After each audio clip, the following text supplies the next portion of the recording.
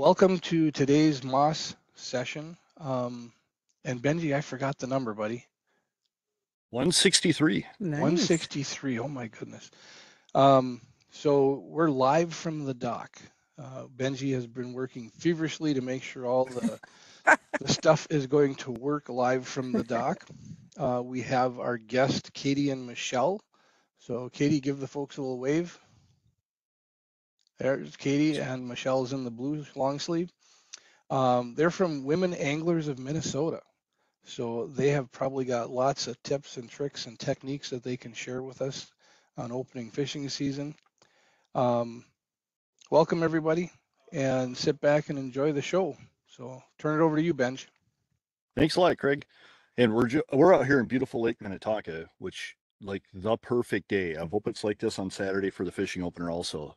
So, but Michelle and Katie you're the president of Women Anglers of Minnesota now. I am, yes. And Katie's just the champion of the border battle here a couple weeks ago. So you got to mention that. Yes. The crazy fish lady. So they have a lot of great tips to share with us today. Just talk about, safety a little bit. Our CEO is going to join us too and talk about safety a little bit. Talk about how we get starting in fishing and then give some tips and tricks on just catching more fish. And it looks like it's going to be a beautiful weekend. So I hope everybody watching out there takes this to heart and gets out there this weekend and catches some fish. And we'll talk to Katie a little bit more about how many fish we can catch in Minnesota, and it'll be a lot of fun. So I'm going to turn it over to you two and step behind the camera and go from there. All right. Thanks, Benji. Thanks for having us. It feels like summer out here. So it's excited for opener this weekend. So we're going to be talking about how to get ready for opener. Like Benji said, I'm Michelle Morey. I'm the president of Women Anglers of Minnesota. And we're a nonprofit that's been around for 47 years. We've got 1,100 members. We've got a youth membership, so you can be as young as 8 years old, and we've got members up to 90.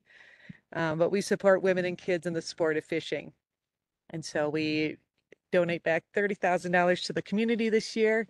A lot of high school teams, Student Angler Trail, Future Anglers of Minnesota. And then we've got great programs for our members, a lot of educational events. We'll do trips. We've got a master angler program, and we do a lot of virtual and in-person tournaments. So we have something for everybody. And the nice thing, I think one of our biggest benefits is that for a lot of women, it's the first time that they've met other women that like to fish as much as they do. Absolutely right. Yeah, and you end up finding a real community. Yeah, and that's been the case for me. So my name is Katie Courget, and I have been a member of the Women Anglers of Minnesota for I think about 8 years now. I go by the moniker Miss Fish Whisperer because my goal personally is to target anything and everything out there. To date, I've caught 110 species in freshwater and saltwater, and there's more than 150 here in Minnesota. So you get 162 species in Minnesota, so you're getting close. Getting there. She is. Getting there. Yeah. Right. But I do want to echo what Michelle just stated about women anglers in Minnesota and the sense of community that we've established through the organization. And it's skyrocketed probably in the last 5 years in terms of membership. We have over 1,000 members today. But wanted to just promote that a little bit before we get into everything, to say if you're a female that's listening, please feel free to reach out to us at any time and join. Absolutely. Yeah. Let's turn it over to our CEO, Michael. Did we get audio on Michael? Oh, doesn't sound like it. So, well, we'll just jump right into it for getting started in fishing. So what are a couple things that we need to keep in mind just to get started in fishing? Well, first things first, since we are with the DNR, it's getting your fishing license. You can get one of the pamphlets for all the regulations. You can get your fishing license online or bait stores or gas stations. I like to keep my fishing license right behind my phone case because a lot of times I'm taking different tackle boxes out or I don't have my purse with me. So this is kind of my tip as to where I keep my fishing license. Where do you keep yours? I always keep mine in just a little wallet that I carry with me everywhere, because that way I know it's easily accessible, and in case there's anyone patrolling on the water or on the shore, I can have it ready to go. Yeah. Yep. You do have to carry it with you all the time. And our fishing regulations we have them in 5 languages now, and they are available online. So even if you're out there on the boat or on the shore fishing and want to look something up, they're easy to pan through on your phone too. So what are a couple... Can I ask, I was at the Minfish Summit yesterday and they talked about now it's legal to have a picture of it on your phone. Is that in place right now, or is that coming up? I believe it is in place right now, as long as you have your, like the physical license showing the signature and the date on Okay. it. I believe you can do that. So we can ask our CO too, just to double check that. But we do have a new licensing system coming up, hopefully in 2025. Oh, We'll really? have an app on our phone, which would be kind of cool. So Wow, nice. There we go. this is a bright sunny day out here too. So what are some of the safety things we need to do to stay safe out here? The guy that's red and burnt from being out. Yeah, all right. day.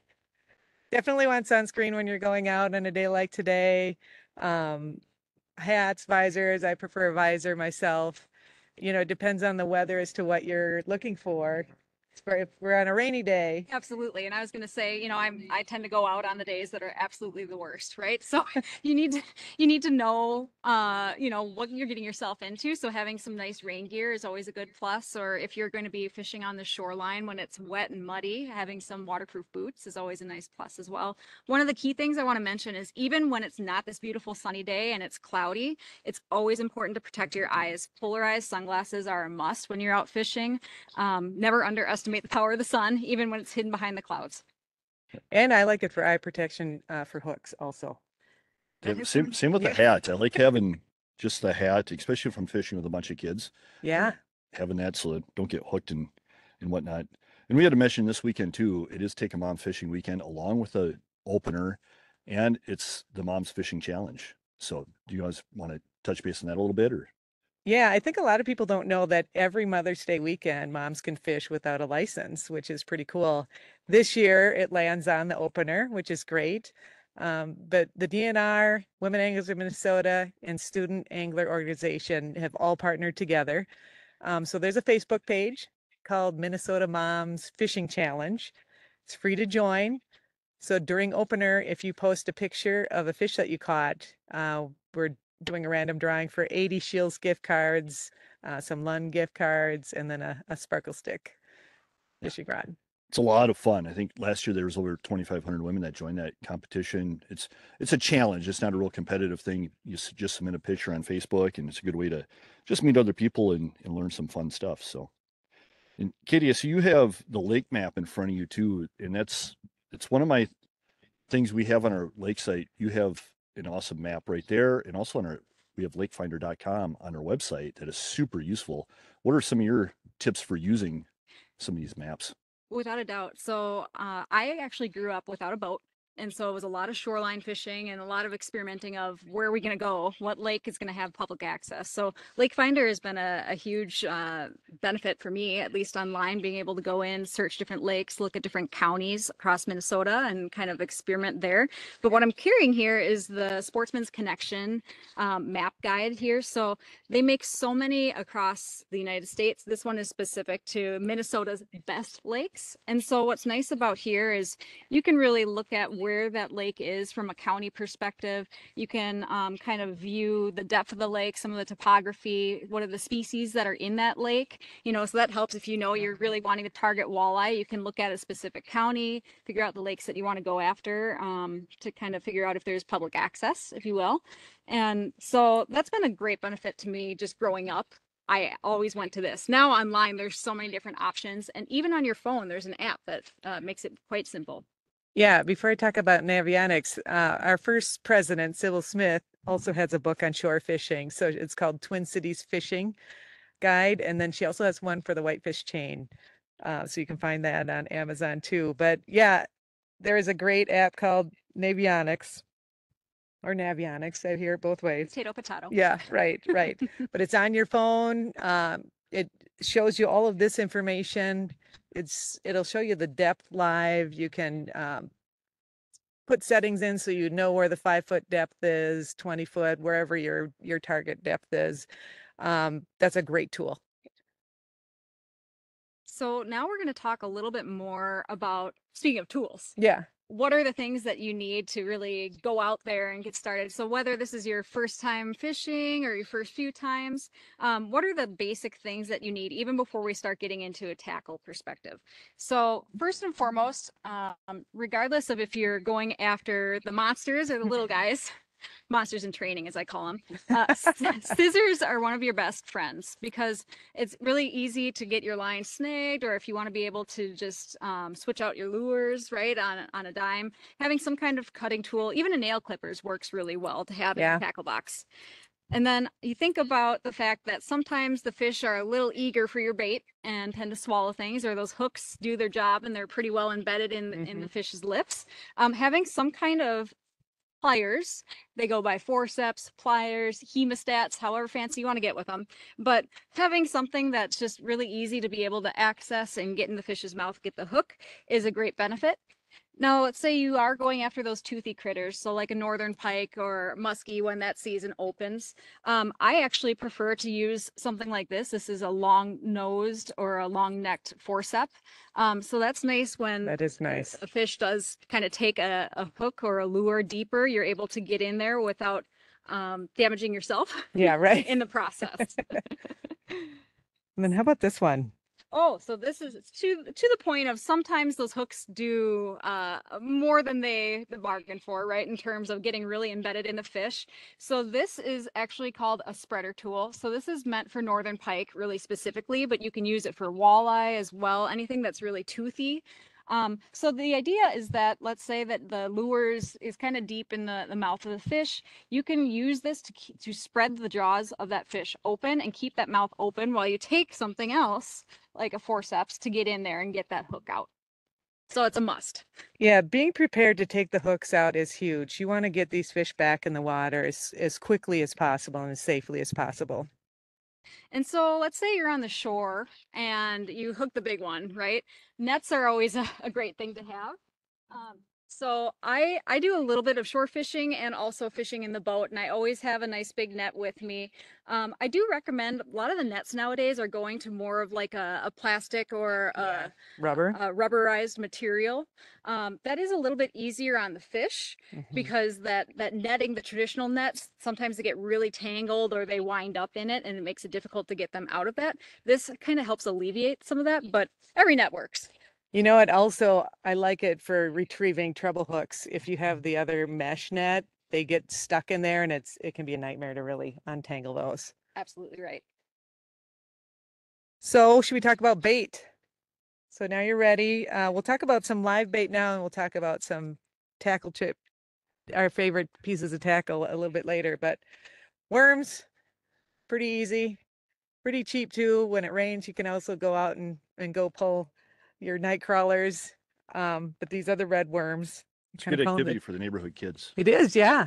And you know, when you are an adult living in a neighborhood and you get the weird looks, you just say, "Don't worry about it. We're prepping for some fishing." When you're out there. Yeah, I've experienced that a few times myself. But worms are so easily accessible and different sizes. Michelle just showed the red worms. Night crawlers, wax worms are readily available at bait shops as well. Then we should have let some of the water out of this, but my husband went fishing last night for crappie, so we've got crappie minnows. These are great. You want a cooler like this with an aerator. These guys can be really sensitive, especially in the summer when it gets hot. You want to keep them cool. If I have extra ones, I'll leave them in the refrigerator at night. And we'll put them in our live well too, and they seem to last a little bit longer. Just keep the water While we're circulating. fishing. Yes, right. Yes. So with the fishing opener, you know, the general rule is the bigger the bait, the bigger the fish, right? Not always the case, but from a minnow perspective too, many of your local bait shops will carry 3 or 4 different types of minnows. So crappie minnows are the most approachable type of minnow. They catch really everything from bluegills and sunfish to perch, crappie, all the way up to bass, northern walleye will target those little crappie minnows. And so it's a very easy way to entice those fish to take the bait.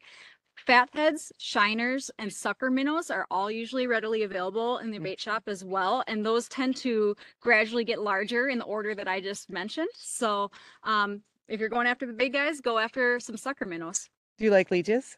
I do like leeches. Yes, leeches are usually associated with walleye, right? I'm going to use leeches and I'm going to catch that nice, beautiful Minnesota State fish. Yeah, that's right. But they can be really great for all fish in the same kind of spectrum too. You can get the smaller leeches, they call them panfish leeches in the bait shop for panfish, right? And then also bass and northern enjoy eating them as well.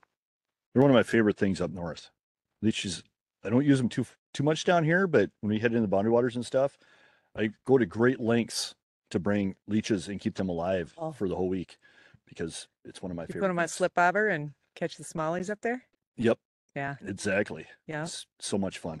Even, I mean, trout, walleye, northern, you catch about everything with a leech. So Yeah. They kind of call them the fish candy, right? Oh. Because that just seems to be Yeah. something that the fish absolutely go after all the time. So you guys talked about, you know, the safety, the maps, some of the tools you use. So let's get into rods a little bit. And what are you looking for? Yeah, I'm going to start with kind of the kids' rods because hopefully you're taking a kid out at some point on opener or at some point throughout the summer. I have a lot of friends or kids that come and fish off the dock here. And there are the Zebco traditional rods that you're used to seeing, but I typically like to bring out my ice fishing rods. So they get used to a spinning rod.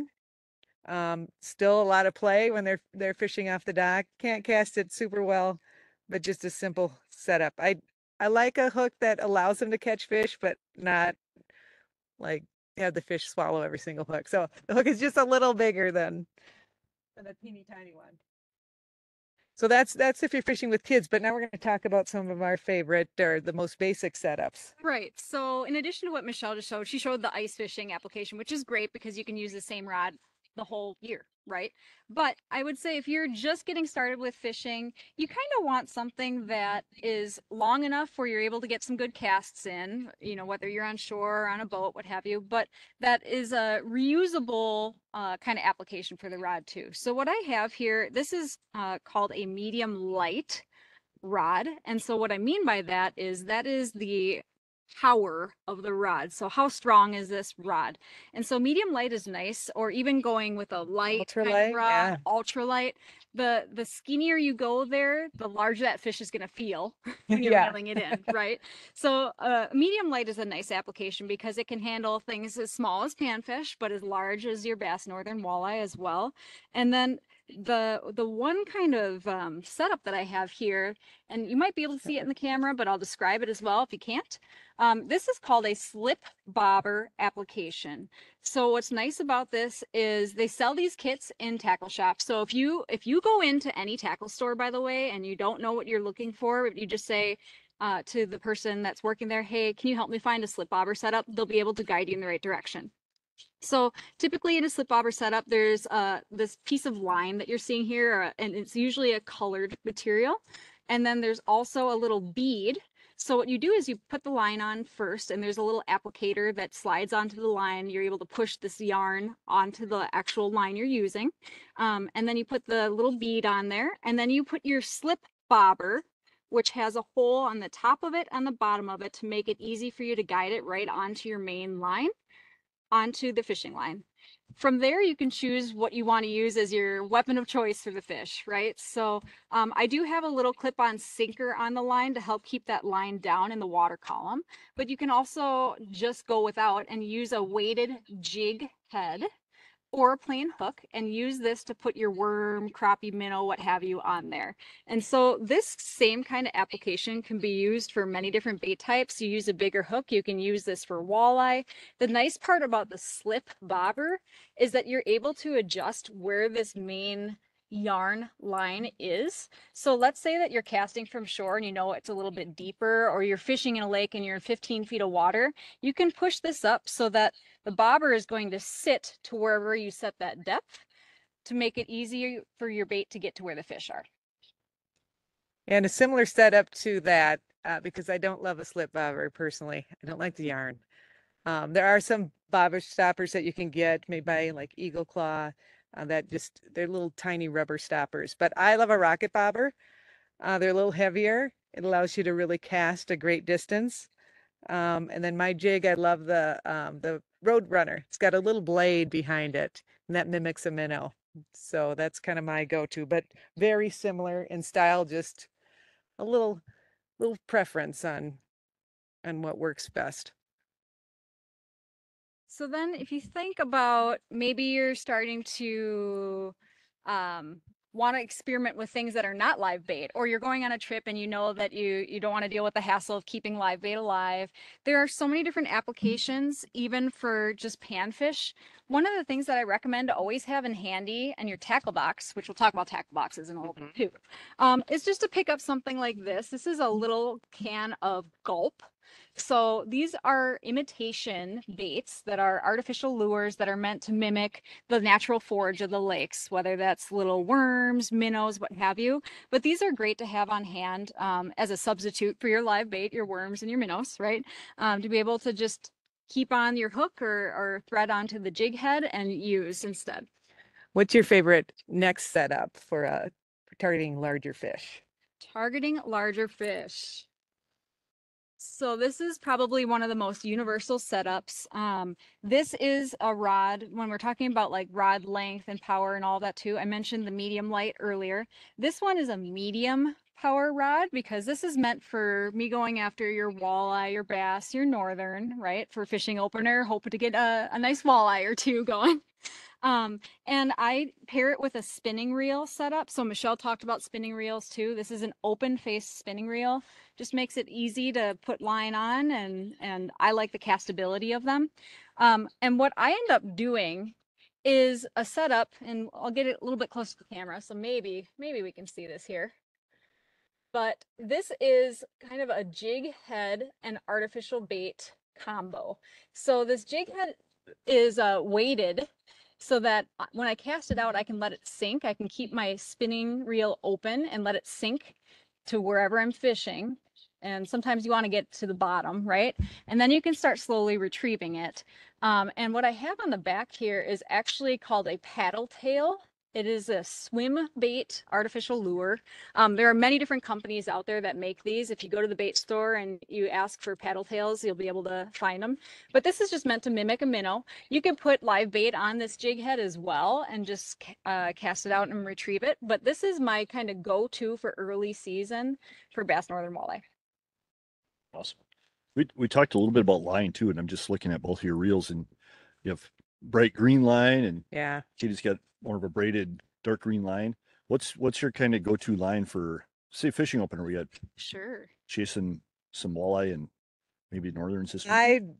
I love braid with a fluoro leader. I love the colored line because I do a lot of jigging, and that allows me to see the line in the water. I can see it twitch in the line a little bit better. So yeah, and the fluoro leader gets tied, and you can tie it directly, or you can use a swivel if you want. I usually like a fairly long leader. Yeah, so let's break that down just a little bit. The differences between the lines that we just mentioned. So there's kind of three core categories that you think about if you go to Scheels or what have you. So thank you. So actually that's the one I'm gonna use first, so I'll have you hold that. So kind of the entry point is what's called mono or monofilament line. So this is your traditional fishing line, right? This is a line where if you're targeting walleye, you could still use this because walleye have great eyesight. It's usually clear in color. Sometimes you see people run like a dark green color as well, just based upon the water that you're fishing.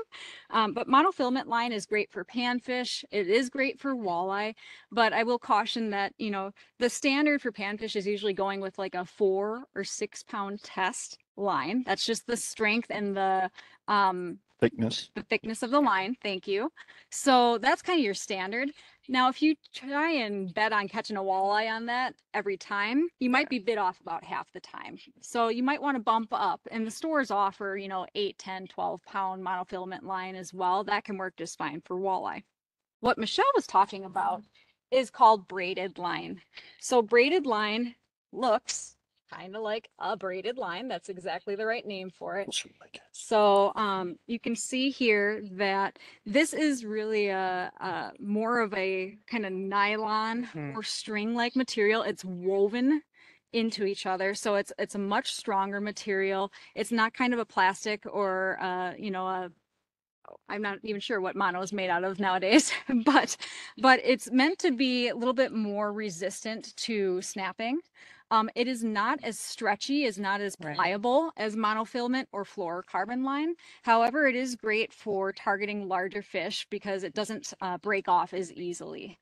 And what Michelle talked about is tying on fluorocarbon. So now we're introducing the third guy into this mix. Fluorocarbon is really a popular line for targeting bass, I would say, and then also having as kind of a leader. So the nice part about fluorocarbon line is it's generally thicker and stronger than monofilament line, but it's clear, just like monofilament. And so if you're trying to target the walleye or you're in super clear bodies of water, it's nice to be able to use that as a leader. So kind of the last piece of your line that is presented closest to the bait for the fish. And how long, I know, Michelle, I know you from the fly fishing world too, and there's so much science that goes into all these lines, and they keep updating them.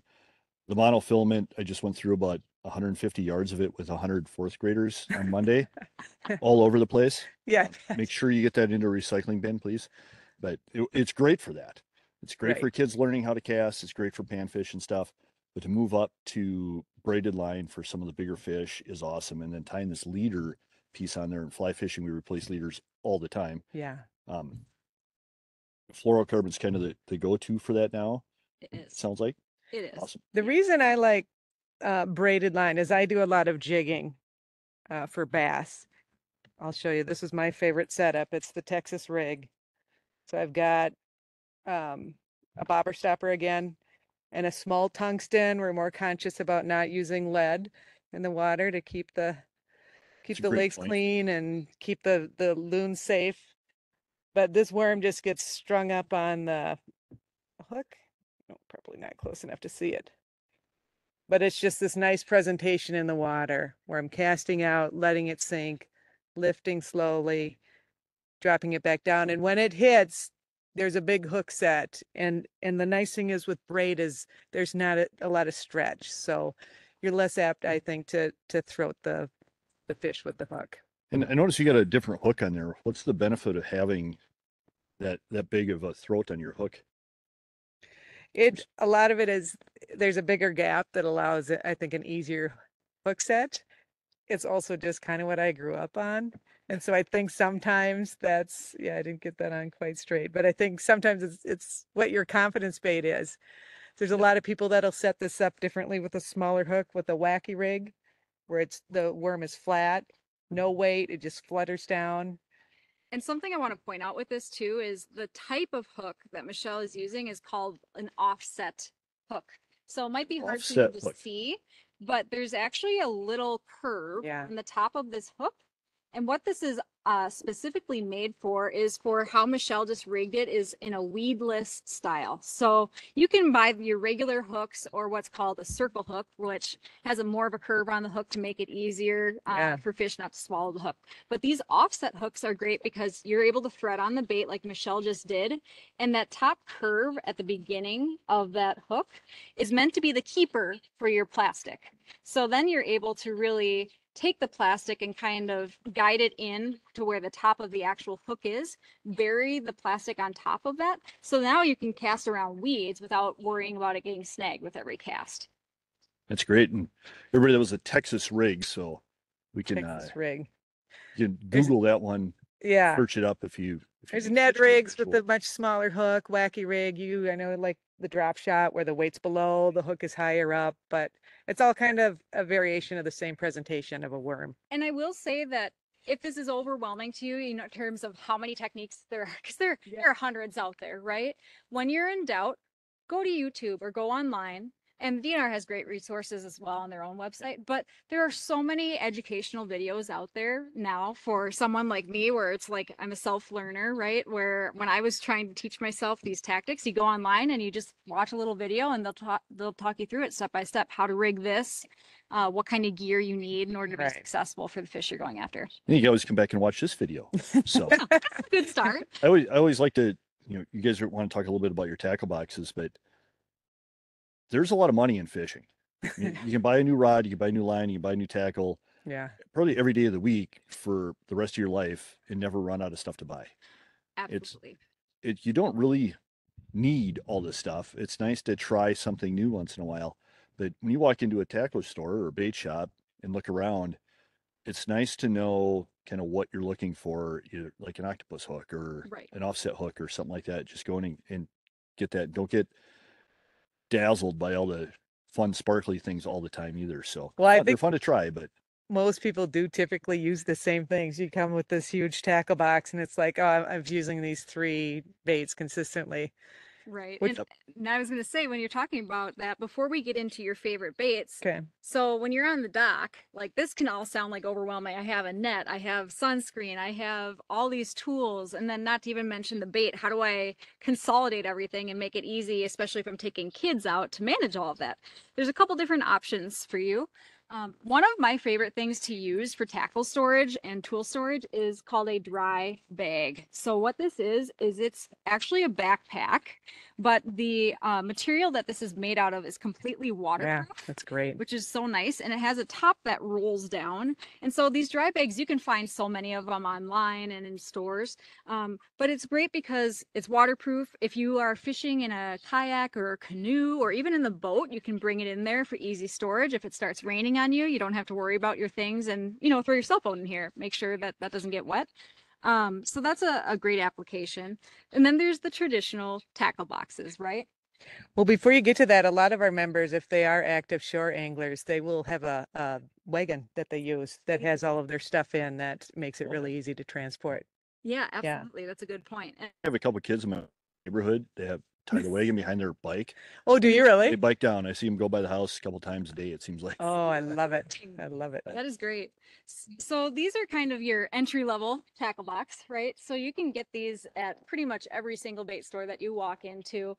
And what's nice about it is there are compartments inside where you can have kind of your what we call terminal tackle, sinkers, hooks, different jig heads, the things- Swivels. right? Swivels, all the kind of things that are your basics. And then there's also room in here for more razzle dazzle lures, if you will. And then the bottom where you can keep bobbers if you want to. You can keep your tools like the forceps and the scissors that we talked about earlier as well. Yeah, I like the soft-sided for some reason. And then just have individual compartments inside. A lot of times it'll be based on whether it's for topwater or crankbaits, or sometimes I'll have one set up just for a body of water. Like when we go to the river, I'll have one set up just for the river then. And it's nice to be able to keep everything organized because, as Benji said, things add up very quickly and you have all these bags of tackle and hooks and line and oh my gosh, what do you do? So what I typically do is I'll buy like one of these plastic keepers. The stores have, all the bait stores have these, right? And this is my go-to for kind of my basic tackle that I keep in here. So, the hooks and the jig heads that I mentioned, I have a couple different bobbers in here. I have sinkers as well. It might be hard to see it in the sunlight, but I just wanted to point out that you can make it as simple as something like this. Each of these little compartments, just put something else that's different in there. And that works for your plastics too, if you're choosing to use like little artificial lures. And I'm Re- so jealous of how organized that is. I really love those things for, if I'm out with my kids or stuff, we're in the boundary waters or if we're in the canoe or something, to have kind of a main tackle box and then split up in each boat, have one of those little ones that just everybody has. It has kind of the essential stuff so you can kind of be on their own and they're not running over like, oh, I need this or oh, I need that and try to have to paddle over to you. So they're great. Right. A little bit of organization can go a long way to make things a little bit less stressful out on the water. And if you're desperate, you can put some cheese and crackers and granola in there. Tackle box. Snackle box. I have heard. Yeah. You pack one for the fish, and one for you. Yeah, perfect. Do we want to talk about our favorite baits? Let's do that. Why not? We have very similar styles, even though we hadn't grown up fishing together. I did show the Texas Ragger using a worm. Second for me, kind of an all-purpose would be a chatterbait. So almost a similar method, but it's got this blade, and what that blade does is it vibrates in the water, and that really attracts the fish. Another name for these, just simpler too, is bladed jig. So chatterbait bladed jig. If you go to a store and you ask for those, Closer. that'll help you out. So Michelle's just showing a couple of the different applications for those bladed jigs, those chatterbaits. Yeah. And then what do you have on the back of that, Michelle? Yeah, this is a crayfish on the back. So these move in the water, which also attracts the fish, but you can do a straight retrieve where you're just reeling it back. You can jig it kind of like I do the worm, up and down. And then the last one would be top water. So this is a whopper plopper. It's awesome. It makes this great noise in the water. And I will say 2 keys to using this: the pause, So stop it every once in a while, and they seem to love it as it starts up again. And the other thing is I don't really set the hook. I think that's an issue with topwater for people. They set it too fast. These treble hooks are so sharp that I don't typically set it. If I do, I wait till it's completely under, and then I'll give it a hook set. Yeah, I think one of the most important things that we sometimes forget about when we buy all these lures is you're trying to mimic the forage that's in the lakes. You're trying to mimic things that are injured or that are frantic or stressed, right? And so the more that you think about like, okay, I'm going to throw this and I want to act like a minnow that might be injured or a small panfish that's injured, that's a good thing to keep in mind, as well as like, what color bait do I go buy, right? Just a simple kind of rule of thumb is if you're fishing water that is clear, you tend to want to buy lures that are a little bit more natural in color, things that look like the minnows that you're seeing swimming in the shallows that we're seeing off the dock today, Yeah, right? yeah, we are. If you're in murkier water, that's where you can explore a little bit more and maybe go with colors that are more neon or brighter. Chartreuse, which is a bright green, is a very, very popular Yeah. color for murky water. You can get away with pinks and purples and reds, especially in early season as well. What are some of your favorites? Well, I I'll already tell you know. one. Anyone who knows me knows that I have my favorite spinnerbait of all time on this setup here. So this is a spinnerbait is arguably one of the easiest artificial lures to get into for targeting bass. You can also catch northern on them, and sometimes walleye in the early season will even go after these guys too. So a spinnerbait is really meant to imitate, a fish, a bait fish, a panfish, what have you. And then there are some blades that are tied onto this main wire here. You will find so many different types of spinner baits in the stores. Does it have a willow blade, which is what this one does? Does it have a round blade called a Colorado blade? What colors do you like, right? And you can put an artificial trailer on the back of this, or you can cast it just the way it is right here. One thing I do want to point out too, in addition to this being my favorite lure, is you might notice that this rod looks a little bit different. I was just going to ask about that. Great. Great minds think alike, right? So this is a different application. This is called a casting rod, and it's with a casting reel. So everything we've covered up until this point is kind of your traditional spinning rod and spinning reel setup. We've shown open bailed spinning reels today. This is a bait casting reel. So the application is completely different. How you adjust the drag, which we could spend hours talking about things, right? But just to keep it simple, right? How you adjust the drag is different on this. How you adjust the rate at which the lure is going to fly out, based upon how heavy the lure is, there's a dial on here for that as well. So it's a little bit more complex. However, this is kind of a go-to setup for you if you are targeting a lot of bass. Like let's say you really want to get into bass fishing. It helps you to more easily and ergonomically use large lures without feeling the impact and the stress of that on your hands from a spinning reel. Very popular for musky fishing too. Yes, it is. Yeah. I think you can skip under docks much easier too with a bait caster. You sure can. Yeah. Yes. And then did you have another favorite? I do have. Oh yeah, I know what it is. Yeah. Square bill. A square bill crankbait. So you're wondering what's Yeah. that? So crankbaits are a very, very popular lure. They are a hard artificial lure. They typically have 2 treble hooks on them and then a spoon on the front of the lure. Depending upon how large that spoon is, you can target different depths of water. You can go buy different crankbaits based upon how deep you want that thing to go. So I use what are called square bill crankbaits. I don't have one with me today, unfortunately, but they usually are diving to 3 to 5 feet under the surface. So early season, it's great because you can cast it up by rocks where the fish are in shallow, right? They're hungry in the shallows and the water's warmer in the shallows. And don't forget the pause on the crankbait or even ticking it back with the pause. Really mimics that injured fish. Yeah, absolutely right. So I've seen a couple of guys that use crankbaits a lot, and they use a crankbait tuner to like tweak the blade a little bit to make it swim more realistic or however they want. How important do you think that is? It really depends.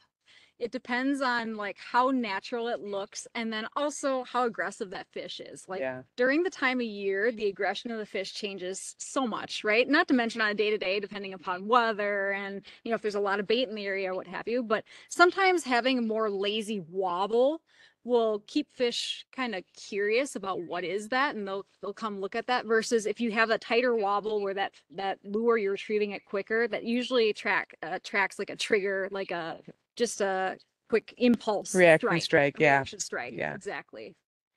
Great. Sorry to interrupt before we move on to the next topic, but our conservation officer is back. He's got a different phone, so hopefully we can connect with him over that.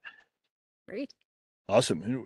Michelle just mentioned skipping under docks. So it's a good time to bring the conservation officer in, talk about license. We were going to ask him about if we could have our license on our phone, Yeah. a picture of it. And what, there's some people that don't like people skipping bait under their docks. What are the rules and regulations on that? And then, safety, we're just, it's been a crazy year this year. We had I guess, record warm winter. People are itching to get out early. So what are some safety issues that we want to just be wary of this fishing opener? Michael, are you able to communicate through the phone? There he is. We can see you now. Still can't hear you. You can cut in whenever you want. I know one of the things it looks like he's having trouble with the microphones yet. Okay. So one of the things, as people that are out here fishing all the time, you probably get asked when people see you around, you see your women angler jersey on, and they go, "Where's the best spot to go for X?" Whatever type of fish they're looking for. What are a couple spots that you suggest? Like I just said, I was with a bunch of fourth graders on Monday doing this, trying to teach them about if you want to find a sunfish, you're not going to look in the same spot you want to find a walleye. So in bass, maybe not the same spot as a northern. So what are some tips and tricks? You don't have to give a specific, geo spot on Earth that is your hot spot, but what are you looking for? For me on a lake, I do love a flat with a drop off. That's actually one of my favorite places to cast, on top of the flat and then along the drop off. The shore, if you're new to fishing, you can't really go wrong, unless it's late in the season and pretty hot out. But I think fishing the shore is kind of a real easy go-to, especially if you don't have electronics. Without a doubt. I was going to say, so taking a step back and thinking about like, if you're at the category of, I don't know where to go and I'd love to explore some places online to see where I could go, the DNR has an incredible resource through aquatic management areas where you can actually look up online for lakes. And also there are some applications for like creeks and rivers as well for public access. So is there a dock that is on the shoreline? The DNR has been pretty strategic about, in general, they put docks where the best spots are on the lake. So that could mean a nice weed line. That could be a drop off, like Michelle was just talking about, where the fish kind of come in the morning and the evening to feed on the bait in the shallows. So that's a great resource. And then also with those AMAs, you can also see if there are boat accesses, if you do have a boat, and then if there are options for you, if you have a canoe or a kayak or a non-motorized boat, where you're just using a trolling motor to be able to access bodies of water that sometimes deter other boats from going on. That's great. Some great tips. So I know we got some wake surf boat waves coming in. Waves coming in today. I was just going to say we're running a little bit out of time here, so we won't get into everything. But you mentioned Keep the Lead Out. It's a program run through the PCA. Sometimes you can turn tackle in and get lead-free tackle. We always like to promote that at the DNR. Keep It Clean is an organization based in Minnesota that's kind of pushing legislative stuff to just keep our waters cleaner. Absolutely. Our resources in Minnesota as Minnesotans, we put a very high value on our resources in all our 10,000 or 11,842 lakes. But we invest in them through our tax dollars. We invest in them through the lottery.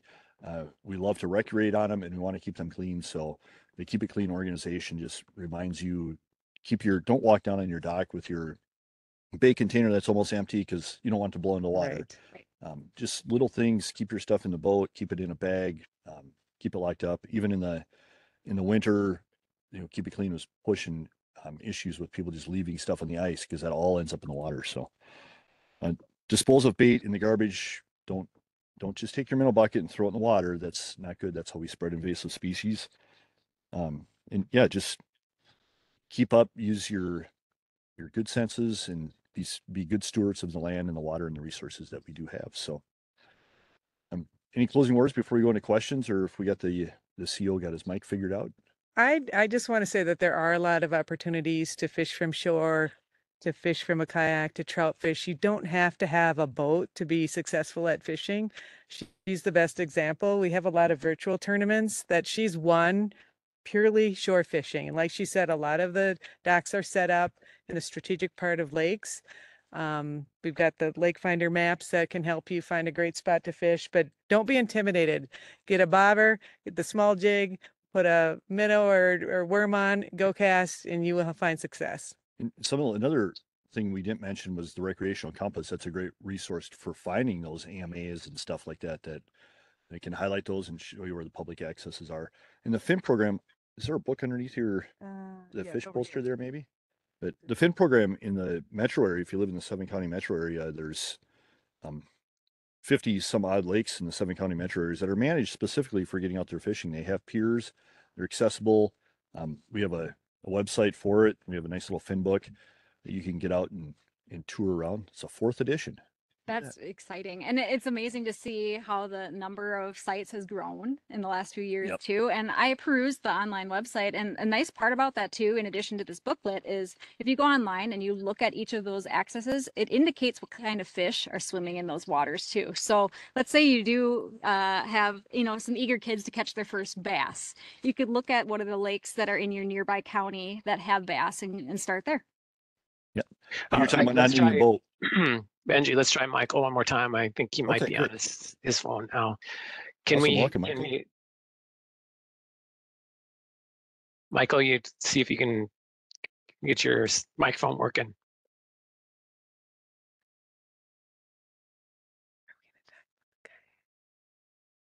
It doesn't look like we're getting any microphone yet from Michael. Sorry. Well, let's go to Q&A. I think, what do we have, about 10 minutes left, Jeff? Correct. So do we have any questions in the Q&A? If anybody has any questions for Michelle or Katie, you can put those in there and we'll get to those as soon as we can. I was going to say one of the biggest fish I've seen, talking about not needing a boat, was at a fishing event on Lake Harriet on the dock. Yeah. It had to be 36, 40-inch muskie. Came swimming in between the end of the pier and the shore. Swam right underneath the dock, and talk about a bunch of really excited kids that started throwing everything they had at that fish. No kidding. Well, Michelle, why don't you share your story about the dock that we're standing on, and what was it, last year or 2 years ago? Oh, this is true. Yes. Maybe it was last year. I caught a 51-inch muskie off the dock. It was in shallow, and it was by myself, which is tricky. I don't really like fishing for muskie by myself because it's a lot to manage, but made a run, jumped, came back. It actually bent the net when I got it in. The hook popped out right away. Hello? It's really easy. Oh, sounds like Mike is on. There we go. Yep. Your microphone's working. Welcome, Mike. Your microphone's working. Okay. You want to call back in there? You're still in. Can hear you.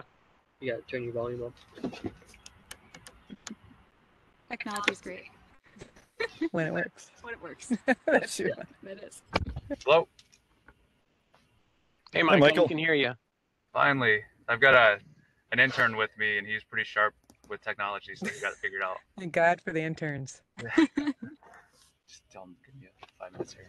Oh, we can see you now too. Benji, you have a couple of topics you want to cover? Yeah, we just wanted to cover, we had a couple of questions Michelle brought up earlier about taking a picture of your fishing license on your phone. Is that acceptable illegally for you guys out on the water? It is, and that's most young people have it displayed that way. and that works. You know, that's a legal way to show it. As long as you can produce it on your phone, that works for us. Awesome.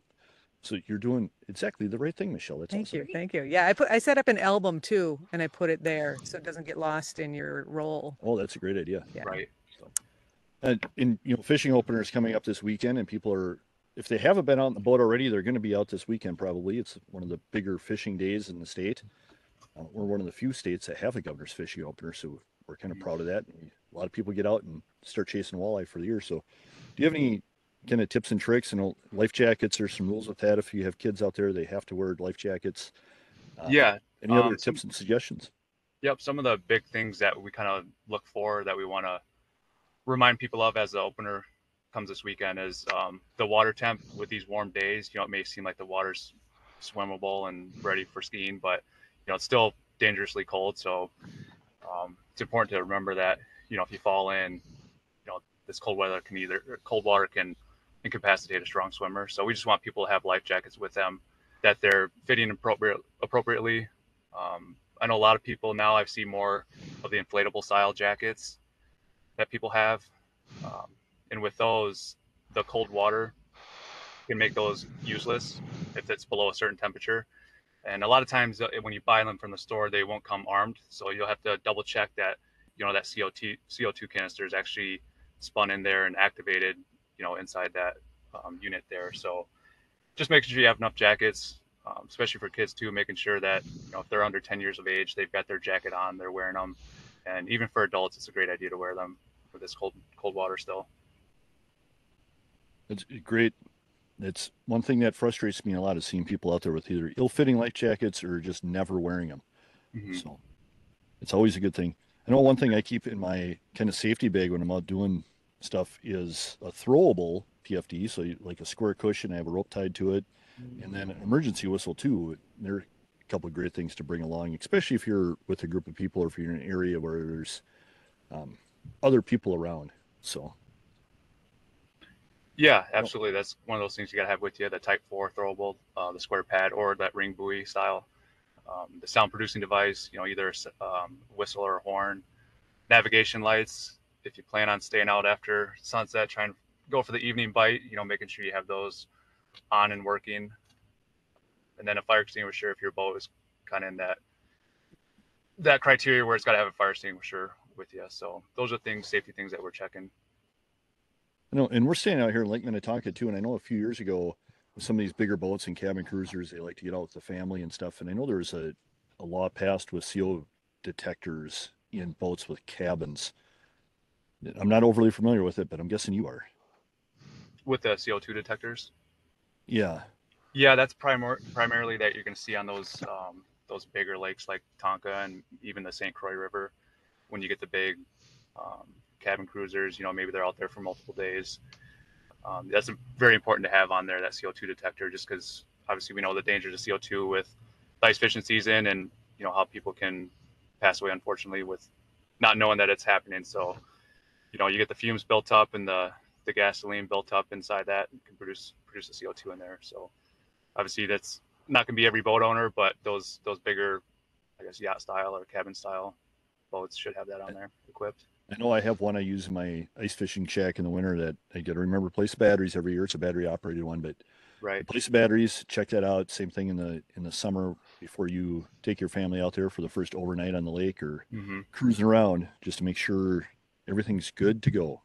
Yep. And that's a great point. One last thing I was just going to say on safety is when you're at the beginning of the season and you are a boat owner, it's always good for you to just do an overall check on your boat. I know that there's usually a winterizing process for the fuel in your boat, but getting it out onto a launch and just checking to make sure that your engine works before you have the whole day planned to get out there.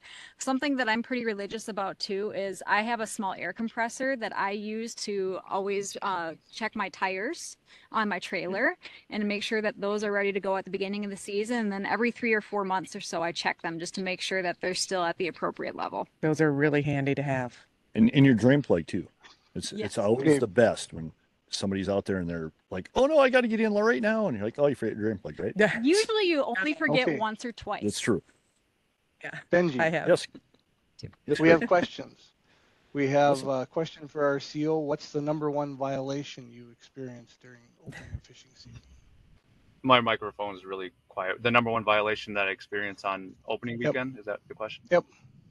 On opening weekend, it'd probably be no fishing license. Wow. That's probably the #1. Most Get people, out there and buy your license. yeah, most people remember to have it, but maybe somebody got busy with everyday life and forgot to get it. So it's probably the highest violation we see this weekend. Okay. And we've got a couple questions from the audience, so we're going to slam through these real quick. We got about 4 minutes. Could you talk about barbless hooks and pluses and minuses quickly? I'll answer that because I was just at the MinFish Summit yesterday, and I think the DNR's research shows that there isn't a big difference in the mortality rate versus barbed and not. The barb, traditionally you think of as being a better hook set and allowing you to catch the hook. Without the barb, they said that it can sometimes go in a little deeper and be just as hard to get out. I would say in general too, barbless hooks are most commonly used for applications of trout fishing because trout tend to be the most sensitive of fish, trout and salmon. And so with those lures, it is kind of a common practice in that fishing community to usually take the barb off. Right. Okay. The next question is, what's your favorite lure for northern pike? I'll start with that one because northern used to be my favorite species. Now it's kind of tied with smallmouth to go after. Yeah. But northern pike love aggressive lures. So I tend to actually use a chatterbait, which is what Michelle showed, a bladed jig with a lard plastic minnow kind of trailer on that to get their attention. Usually the bright colors, the obnoxious colors, chartreuse and white tend to get their attention the most. Fire tiger, I would say the same, chatterbait, and a good old-fashioned spoon. Don't overlook those. Nice. That's true. Okay, so the next question is a little bit longer. Along with all this good information, it's also good for folks, especially women and children, to know where to fish, whether fish are safe to eat. Lakefinder has links on where to go for the Minnesota Department of Health fish consumption guidance for every body of or water body. These big ones are awfully fun to catch, but shouldn't always be eaten. What do you guys think of that?